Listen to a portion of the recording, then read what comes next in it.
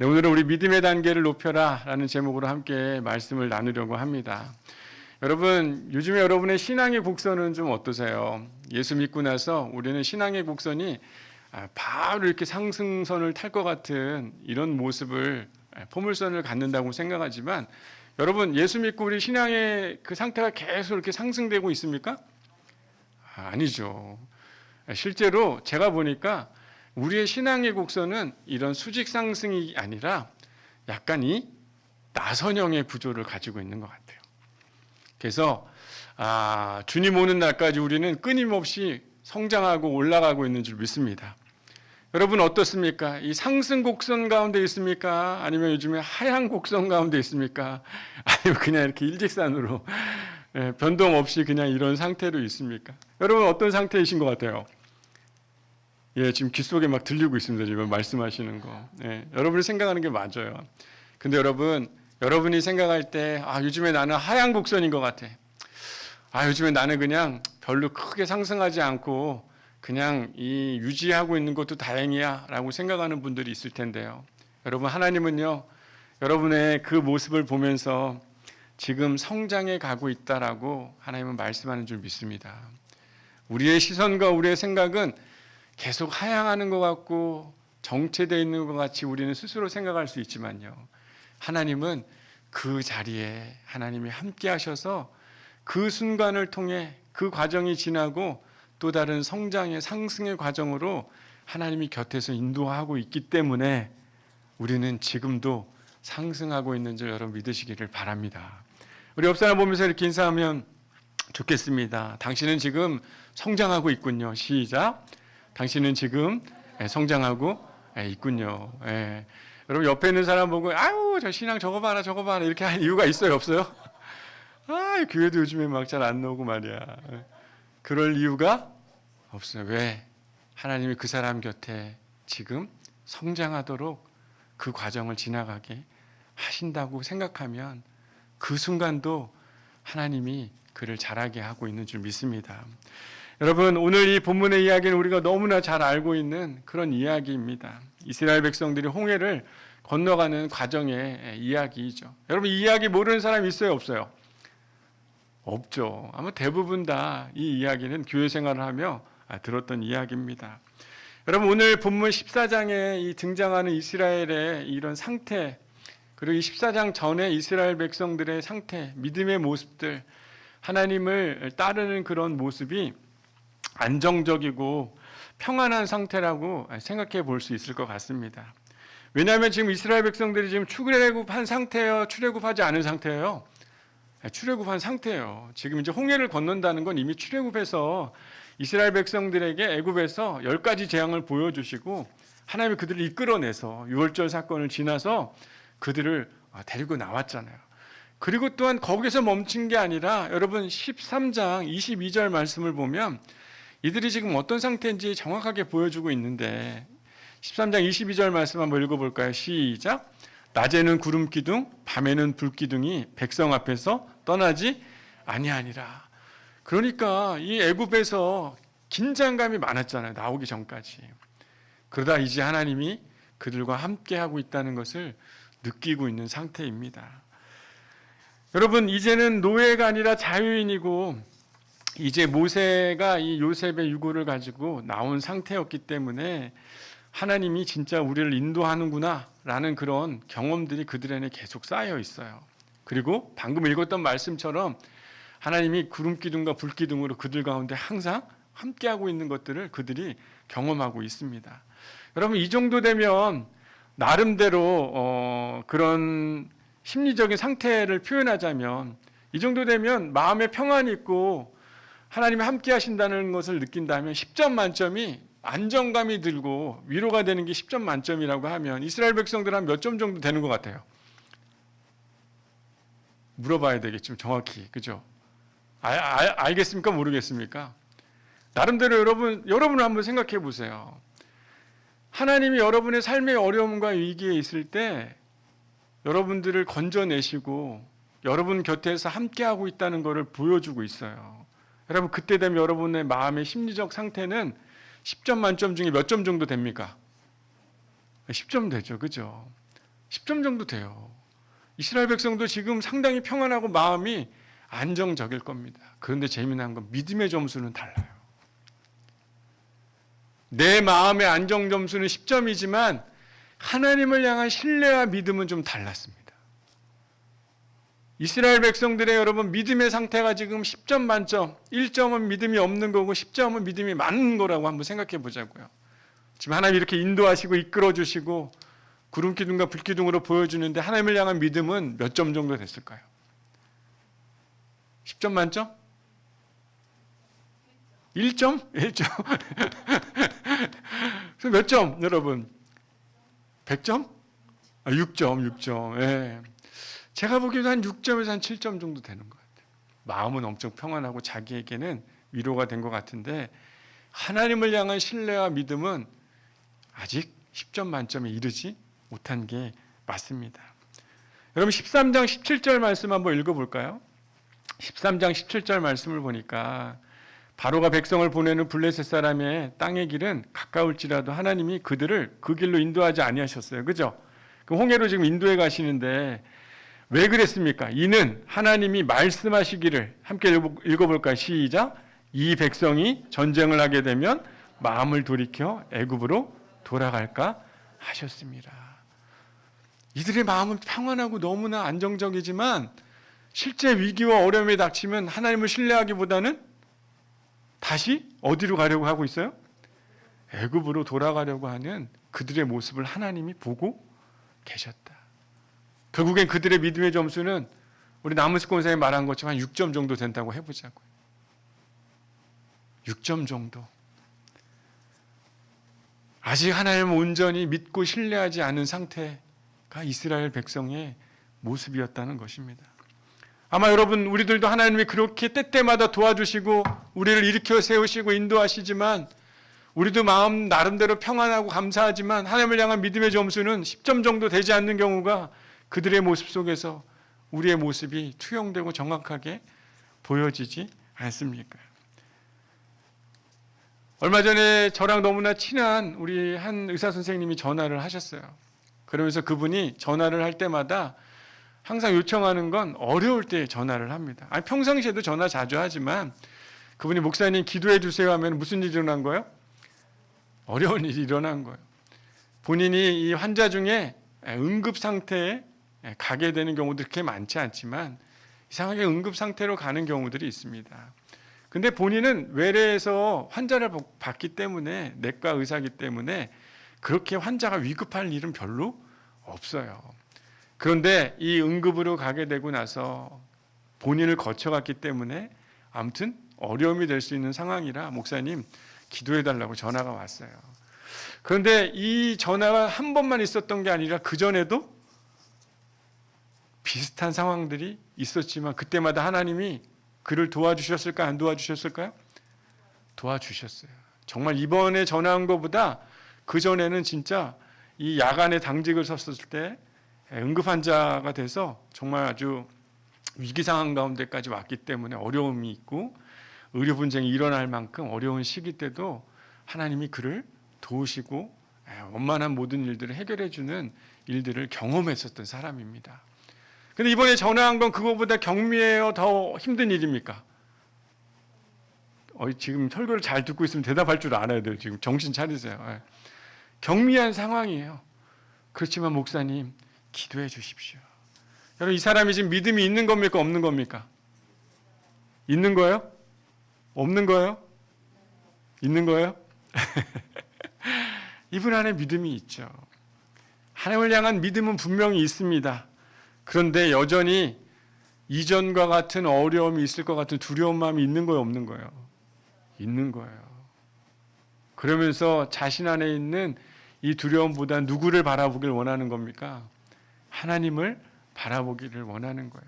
그래서 이야기를 나누면서 두려워하지 말고 우리 가만히 서서 여호와께서 어떤 일을 우리에게 어떤 구원을 이루어 가시는지 이전에도 우리가 경험했듯이 지금에도 하나님 우리를 위해 일하는 걸 한번 함께 바라봅시다. 당신의 삶에 하나님이 주시는 위로와 평강과 또 새로운 소망이 당신에게 일어날 줄 믿습니다. 그렇게 함께 하나님을 기억나도록 이야기하며 전화를 끊었습니다. 여러분, 어쩌면 우리의 삶에도요, 이와 같은 삶에 수많은 위기와 어려움들이 닥칠 때마다 이전에도 비슷한 경험을 했고 또는 앞으로도 그런 경험을 하게 될 텐데, 잠시 그때는 하나님이 그 순간을 모면에 넘겨갈 수 있도록 도와주실 때는 우리의 마음속에 어때요? 심리적 안정감은 몇 점? 10점. 근데 믿음은 어때요? 6점. 우리의 평안의 점수하고 믿음의 점수는 좀 다르다는 거예요, 항상. 왜? 여전히 눈에 보이는 문제들이 내 삶의 두려움으로 이전에 극복해본 경험이 있지만 여전히 똑같은 우리의 하나님을 향한 믿음 없는 우리의 모습들이 삶에서 얼마나 많이 경험되어지고 있습니까? 사랑하는 여러분, 믿음의 10점을 이루는 저와 여러분이 되기를 소망합니다. 할렐루야. 요즘에 저희 아들이 이제 뭐 공부를 잘 하진 않지만 가끔 이렇게 공부하다 보면 수학 풀다 보면 10개를 풀면 10개 다 맞아야 돼요, 안 맞아야 돼요? 안 맞아도 돼요. 저도 그렇게 생각합니다. 안 맞아도 돼요. 저도 10개 맞은 적이 없기 때문에.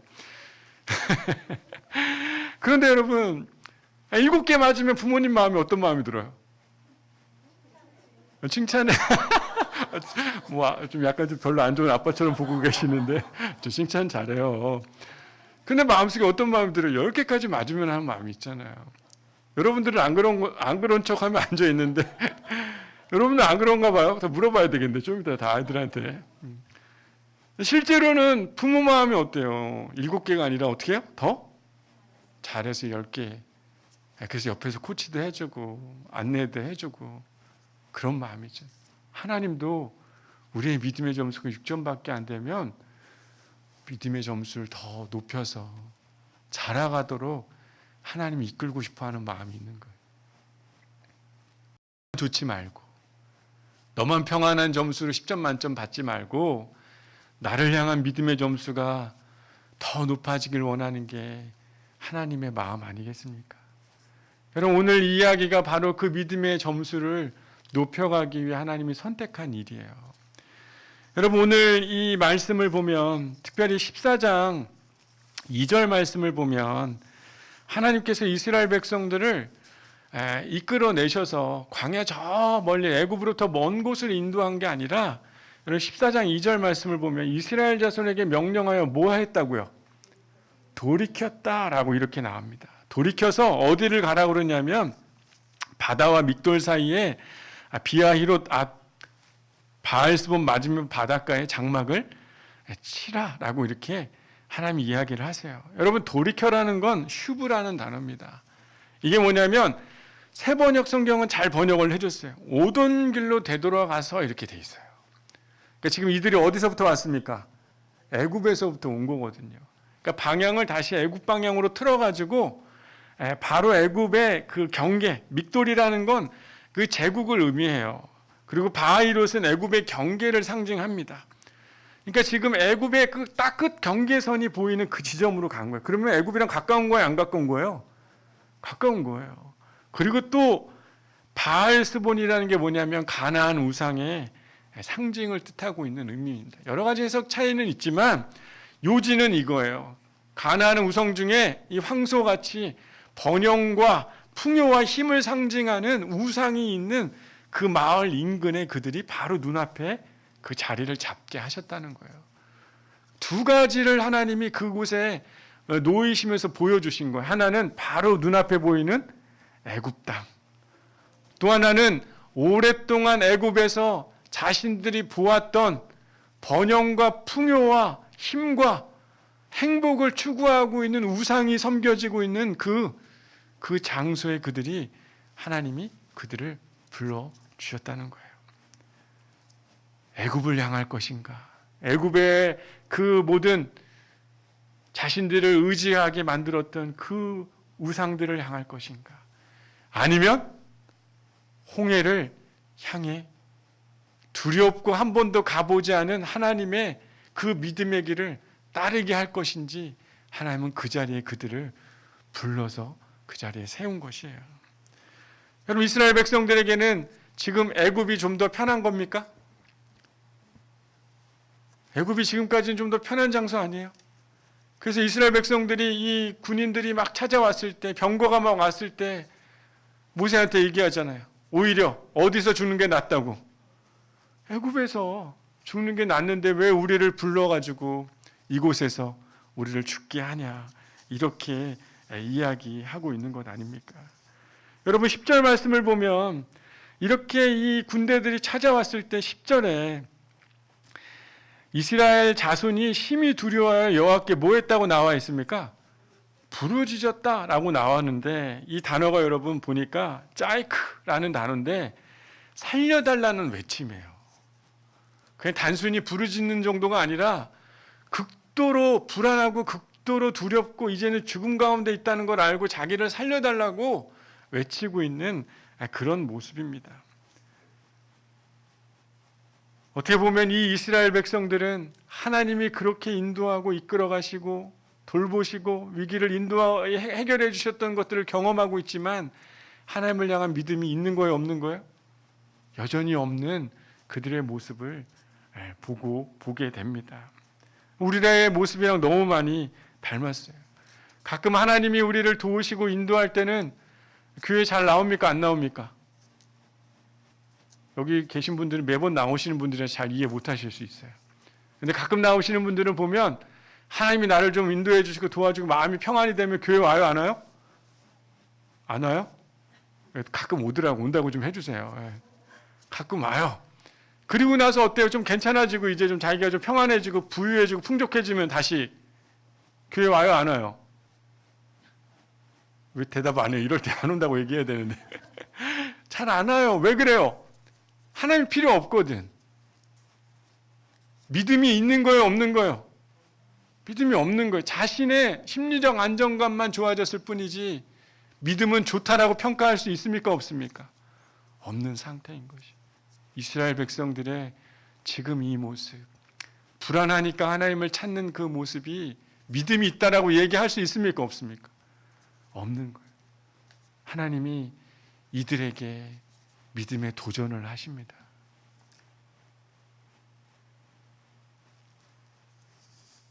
특별히 이스라엘 백성을 향해서 모세가 이런 얘기를 하죠. 13절, 14절 말씀 우리가 너무나 잘 아는 이야기입니다. 13절, 14절 모세가 백성에게 이르되 너희는 뭐하지 말고 두려워하지 말고 뭐라고 이야기하고 있습니까?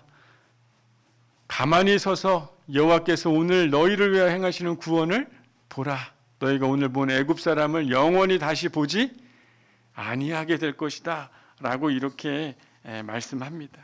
여호와께서 너희를 위해 싸우리니 너희는 가만히 있을지니라 라고 이렇게 이야기합니다. 여러분 모세가 이야기하는 핵심은 두 가지예요. 하나는 가만히 있으라는 것이고요. 두 번째는 하나님을 바라보라는 것입니다. 첫 번째가 뭐라고요? 가만히 있으라. 두 번째는 하나님을 바라보라. 여러분 오늘 성경 개역개정에는 안 나와 있지만 모세가 특별히 강조하고 있는 게 보다라는 단어가 강조되어지고 있어요. 어떤 걸 보라고 강조하는 거냐면 자신의 두려움을 보지 말라는 거예요. 뭘 보지 말라고요? 자신의 두려움을 보지 말라. 두 번째는 시선을 하나님께 돌려 그의 행하시는 그 구원을 보라라고 이렇게 이야기하고 있습니다. 어떻게 보면 상황 자체가 불안하고 죽음이라는 두려움으로 마음을 빼앗길 수 있지만 시선을 돌려 하나님을 향해야 된다라고 가르쳐 주고 있는 것이에요. 여러분 성경에서 두려워하지 말라라고 하는 성경에 수많은 말씀들이 있죠. 그죠? 그 말씀을 한마디로 요약하면 하나님을 보라는 겁니다. 뭐라고요? 하나님을 보라. 여러분 마음속에 일어나는 현실에 부딪히고 있는 수많은 두려움의 상황들, 이스라엘 백성들이 지금 애굽의 군사들을 보자마자 부르짖으면서 살려달라고 이야기하는 그 부르짖음과 같이 우리의 삶에 두려워하지 말라는 것은 누구를 보라는 것이에요? 하나님을 보라는 것. 어떤 하나님? 우리를 구원할 하나님이기도 하지만 이제는 더 이상 그 믿음의 6점의 점수에 머무르는 게 아니라 믿음의 단계를 더 높여서 하나님을 신뢰할 수 있는 이전과는 다른 새로운 믿음의 발걸음을 내딛도록 인도하시는 그 하나님을 보라고 이야기하고 있는 것입니다. 여러분 14절에 가만히 있으라는 건요, 우리가 그냥 가만히 있는 것, 아무것도 움직이지 않는 것, 우리가 그렇게 이해하고 있는데 그런 게 아닙니다. 하라시 하프르라는 건 아무것도 하지 말라는 뜻이 아니라 문장을 문자적으로 옮겨보면 이런 거예요. 하나님을 향해 앞으로 나아가라는 것이, 내 두려움에서 내 자신을 자유롭게 하고 하나님을 향해 나아가는 것, 그것이 가만히 있는 것이에요. 이게 말이 됩니까? 번역을 어떻게 이렇게 했는지 잘 모르지만 두려움으로부터 자유로워지고 누구를 향해 나아가라고요? 하나님을 향해 나아가는 것. 그것이 바로 성경에서 말하고 있는 그 믿음의 단계를 올리는 그 일을 향해 모세가 이스라엘에게 이야기하고 있는 것입니다. 여러분 생각해 보면 이스라엘 백성들에겐 지금 엄청난 두려움이 있는 거죠. 군대에서 군인들이 와가지고 자신을 죽일 것 같고, 지금 도망가려면 어디밖에 도망갈 데가 없어요. 홍해밖에 없는 거예요. 바다. 다시 애굽으로 돌아갈 수도 있지만 지금 애굽으로 살 수 있는 분위기가 아니에요. 이스라엘 백성들을 향해 애굽에서 오는 군대들이 지금 보면 모든 병거들이 와가지고 온다는 것 자체는 이스라엘을 몰살하기 위해 오는 그런 장면과 같기 때문에 다시 애굽으로 돌아간다고 해서 받아줄 만한 일이 아닙니다. 여러분, 이 군대에게 죽는 게 낫겠습니까? 바다에 빠져 죽는 게 낫겠습니까? 여러분들은 선택한다면 뭘 선택하겠어요? 별로 선택하고 싶지 않죠? 둘 다 싫은데요? 맞아요. 하나님도 그 둘 다 그 두려움 가운데 놓여지지 않기를 원하면서 하나님이 이들에게 홍해로 나아갈 것에 대해, 새로운 믿음의 도전에 대해 그들에게 말씀하고 있습니다. 여러분 15절 16절 말씀 상당히 중요한 이야기예요.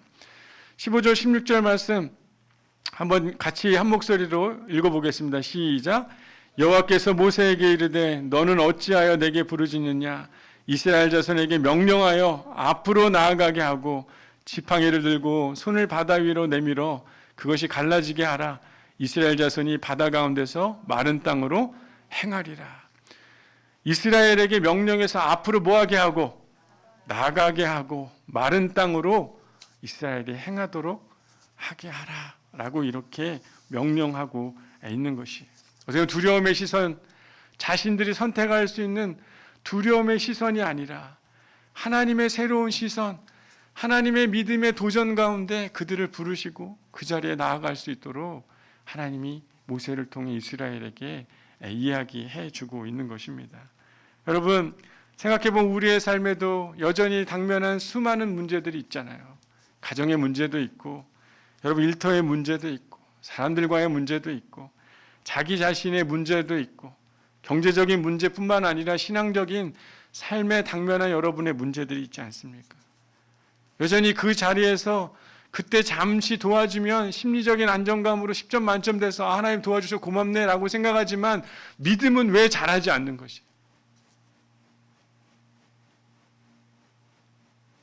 왜 그럴까요? 주님은 더 큰 바다로, 더 큰 두려움의 자리지만 하나님이 말씀하신 그 길을 향해 한 걸음 더 내디딜 때 하나님을 더 신뢰하는 믿음의 발걸음들을 너희가 내딛어야 된다라고 이스라엘 백성들에게 이야기해 주고 있는 것입니다. 여러분 왜 하나님이 이스라엘 백성들에게 왜 이렇게 더 큰 믿음으로 이들을 부르고 있습니까? 생각하면 이스라엘 백성들의 믿음의 단계를 높이는 것도 원하지만요, 하나님이 진짜 원하고 있기 때문이에요. 하나님이 진짜 원하고 있기 때문에. 여러분 400년이라는 종살이를 겪으면서 사람들이 하나님을 무시했죠. 그리고 또한 이 여전히 애굽 사람과 이스라엘 사람들에게 하나님의 수치를 제거하시려고 하는 하나님의 강한 의지가 또한 이 말씀 가운데도 담겨 있는 것입니다. 여전히 작은 곳에서도 두려워하고 여전히 열등감과 실패감 가운데 머물러 있는 이스라엘 백성들에게 이제는 노예가 아니라 새로운 하나님의 백성이요, 새로운 믿음의 도전을 이루어내도록 하나님의 강한 열의와 열망이 있기 때문에 이 자리로 이들을 인도해 주신 것이에요. 여러분 이스라엘이 가지고 있는 무력감, 열등감, 실패감을 홍해 안에 수장시키고 가나안으로 나아갈 수 있는 믿음의 단계를 하나님이 높이시기 위해 이 사건과 이 자리에 계셨다는 것을 우리는 기억해야 하는 것입니다. 여러분, 어떻게 보면요, 지금 여러분의 삶에 당면한 어려움과 위기는요, 새로운 하나님의 뜻하심 가운데 여러분의 수치와 이전의 실패감, 이전의 믿음 없음들을 다시 하나님의 모습과 하나님의 뜻 가운데서 그 일을 이루어갈 수 있도록 여러분에게 주어진 또 다른 하나님의 계획하심이라는 걸 여러분이 깨닫게 되기를 소망합니다. 여러분, 마치 한계점이라고 생각하고 있는 이런 삶의 위기, 어떻게 보면 진퇴양난에 빠져 있는 아마 어떤 한 교우가 분명히 있으리라고 생각합니다. 하지만 여러분, 그 자리에 여러분 두려워하지 마시고 하나님 여러분을 다시 믿음의 단계를 높이기 위해 여러분에게 준비한 새로운 도전, 예상하지 못했던 홍해를 향해 발걸음을 내딛어야 되는 새로운 믿음의 그 길이요, 하나님의 앞으로 모든 삶의 과정을 인도하겠다는 약속을 듣게 되는 새로운 시작이 된다는 것을 여러분 믿게 되기를 소망합니다. 여러분, 두려워하지 마시기를 바랍니다. 여러분의 삶의 자리가 이제는 새로운 여러분의 믿음의 단계를 이루어서 이전과는 다른 하나님을 향한 신실한 소망, 새로운 그 믿음의 그 확신을 갖게 되는 하나님의 인도하심이 있는 축복의 자리로 변화되어야 될 줄 믿어요. 여러분, 두려워하지 않기를 바랍니다. 하나님을 바라보기를 소망합니다. 그리고 여러분, 믿음의 도전을 이루어서 새로운 하나님이 여러분에게 주고자 하는 믿음의 단계를 이루어내는 저와 여러분의 삶의 자리들이 되기를 소망해요. 여러분, 하나님이 아주 중요한 이야기를 하셨는데, 특별히 너희가 오늘 본 애굽 사람을 영원히 다시 보지 아니하게 될 것이다, 하나님 이야기했습니다. 여러분, 이 사람들이 다시 애굽 사람을 보게 됩니까? 안 보게 됩니까? 안 보게 돼요. 여러분, 저는 이 말씀이 너무나 저에게는 깊은 감동이 됩니다. 가장 위기요, 가장 두려운 그 위기의 대상인 애굽 사람들, 이제는 너희가 다시 볼 일이 있다는 거예요, 없다는 거예요? 없게 되는 거예요. 여러분에게도 이런 음성이 들려지기를 소망합니다. 여러분이 지금까지 경험하고 반복적으로 경험하고 있었던 삶의 문제들이 이제는 믿음의 단계가 높아져가지고 하나님이 약속하신 말씀하신 그 길을 걸음으로 인해서요, 애굽을 더 이상 만날 일이 없게 되는 은혜가 있게 되길 소망해요. 이게 바로 믿음의 하나님이 새로운 단계로 여러분의 삶의 이전에 계속 반복적으로 있었던 그 위기들을 하나님이 다 끊으시고 새로운 길로 인도해 가신다는 하나님의 약속이, 그것이 바로 여러분의 더 큰 믿음이 되고 또 경험되어지는 축복이 있게 되기를 소망합니다.